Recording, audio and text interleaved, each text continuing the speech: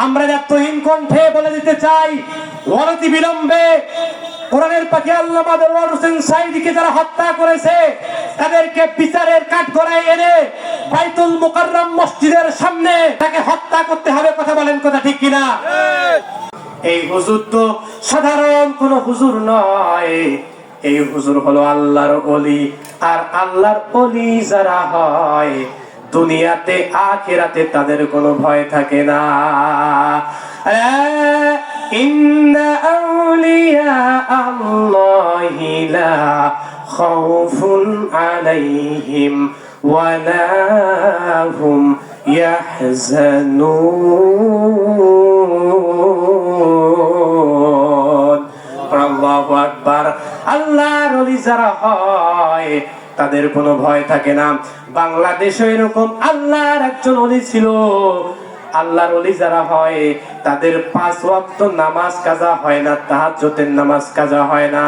বাংলাদেশে এমন একজন ওলি ছিল যিনি 13টি বছর জালিমের জেলখানায় ছিলেন, যার 5 ওয়াক্ত নামাজ কাজা হয় নাই, তাহাজ্জুদের নামাজ কাজা হয় নাই। সে ওলিকে আমরা চিনতে পারি নাই। সেই ওলি বলছিল, বাংলাদেশের ভাগ্যাকাশে উত্তর গগনে গাঢ় কালো অন্ধকার অমাবস্যার মতো আমি দেখতে পাচ্ছি।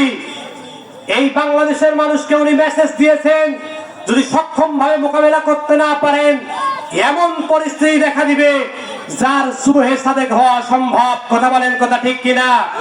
সেই ওলি আর কেউ নয়, কোরআনের পাখি আল্লামা দেলোয়ার হোসেন সাঈদী। কথা বলেন, কথা ঠিক কিনা? সেই ওলিকে বিগত সরকার তাকে মেডিকেল কিলিং করে এই দুনিয়া থেকে হত্যা করেছে। কথা বলেন, কথা ঠিক কিনা? আমরা দায়িত্বহীন কণ্ঠে বলে দিতে চাই, অনতি বিলম্বে কোরআনের পাখি আল্লামা দেলোয়ার হোসেন সাঈদীকে যারা হত্যা করেছে তাদেরকে বিচারের কাঠগড়ায় এনে বাইতুল মুকাররম মসজিদের সামনে তাকে হত্যা করতে হবে। কথা বলেন, কথা ঠিক কিনা?